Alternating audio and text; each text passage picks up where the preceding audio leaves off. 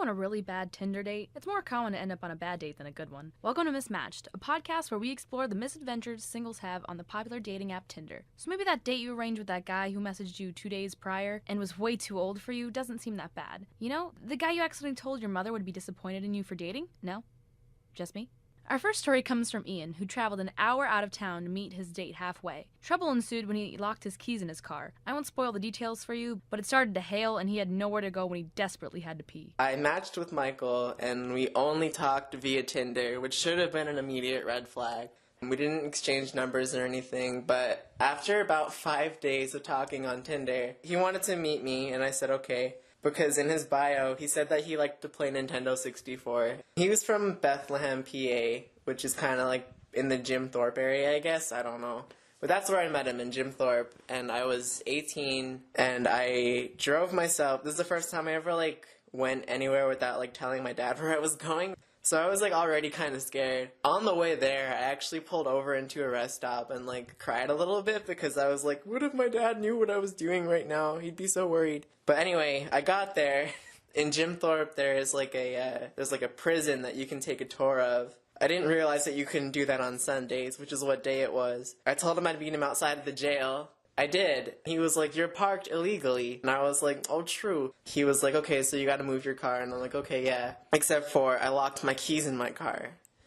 I didn't really know what to do at that point. My dad is, cool. He wouldn't be, pissed. He, wouldn't let me call my dad at first, though. He was like, I gotta call AAA. It's fine. You can't call your dad. Don't worry. And I was like, I'm gonna call my dad.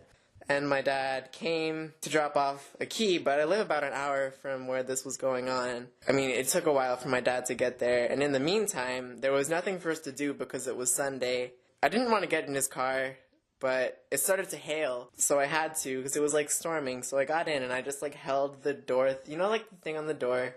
You used to open it, the handle, I guess, I don't know. I just, held it open, so the door was slightly open the whole time, and I was, visibly uncomfortable, obviously. And out of the corner of my eye, I was just looking straight forward, and he put on Alanis Morissette. It's like rain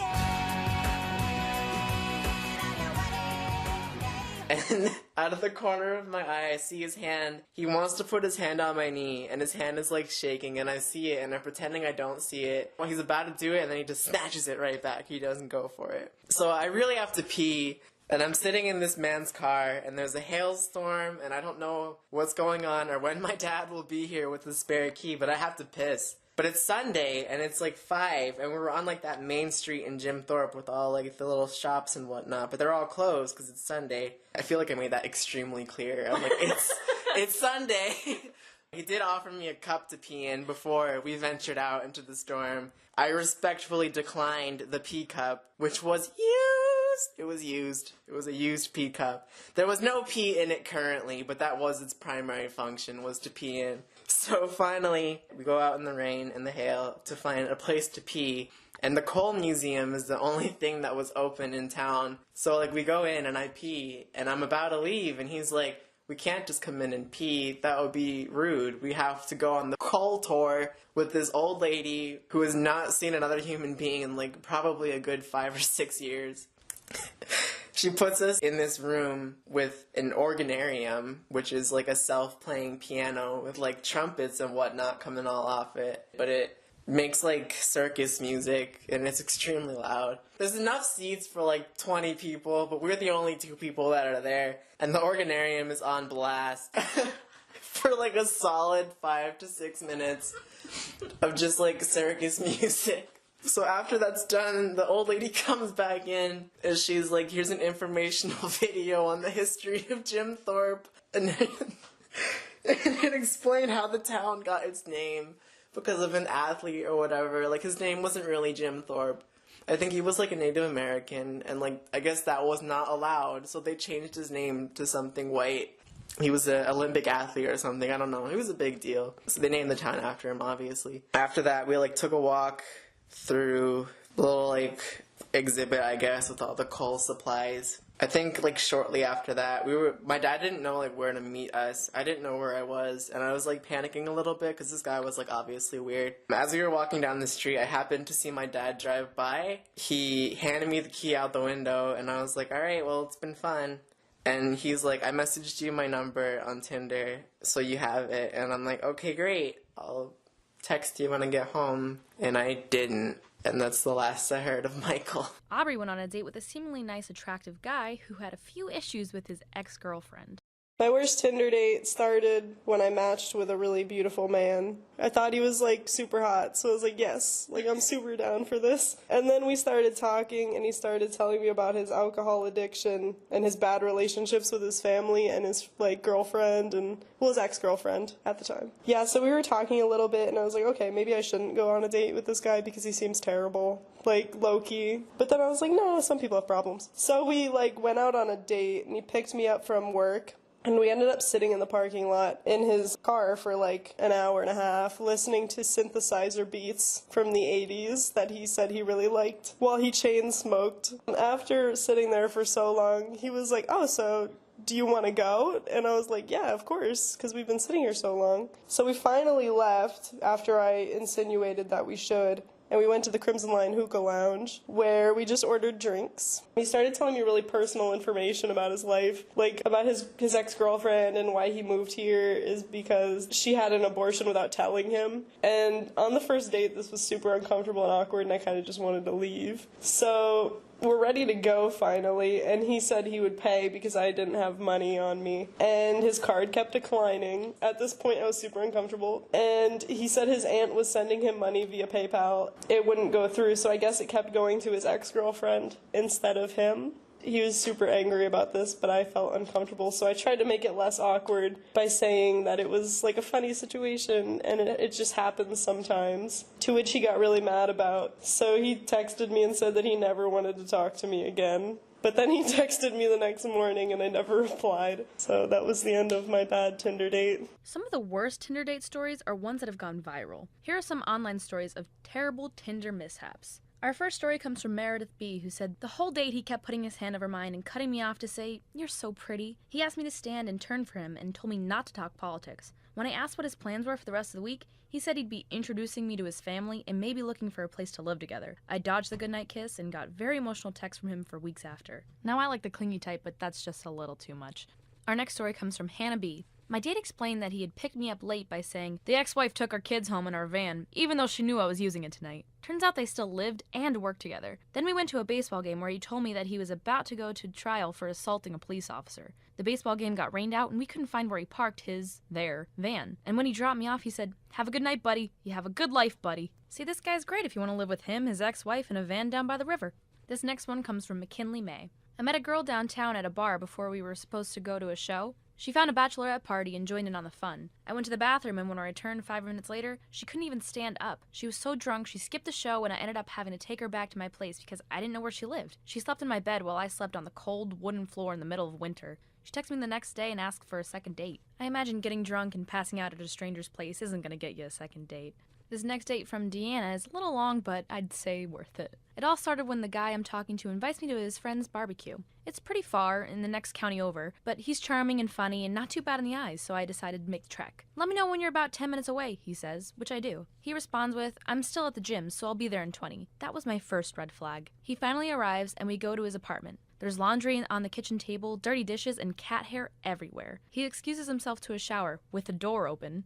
We head to the barbecue. On the drive, he says, I should probably tell you something before we get there. He then tells me who will be in attendance, which includes another girl he met on Tinder. I say, you don't think last night was a better time to tell me about this? He says, he didn't think I'd come if I knew. I told him he was right about that, and that this was hands down one of the weirdest situations I'd ever been in. We get to his friend's house and the other girl has not arrived yet. At this point I had turned on witch mode and just wanted to punch him in the baby maker. But his friends prepared a beautiful meal and I wanted to be polite. The other girl arrives and let's just say I feel like I have this Tinder eliminate round in the bag. Then I realize something. I don't want to win. So I get up and thank the host for dinner. He gets up and I say, go ahead and sit back down. You're pretty worthless to me.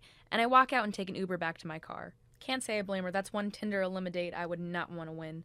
This next one's from Laura. The dude I was talking to had some really cute photos. He had sweet tattoos, looked kind of hipstery, and used some nice vintage-looking Instagram filters. One night we decided to meet at Tex in Eco Park for dinner. I'm at the table waiting, and it's an older man that sits down. I'm wondering if this senior citizen is lost when he says, "It's so nice to meet you." I look at the tattoos on his arm and realize they are the same ones in the photo, except old and faded. The guy had totally lied about his age and said he was 35 when he was probably at least 60. And those were not cool Instagram filters he used. They were actual old photos that were probably antique by now. I stuck through to the end of the date but was totally horrified.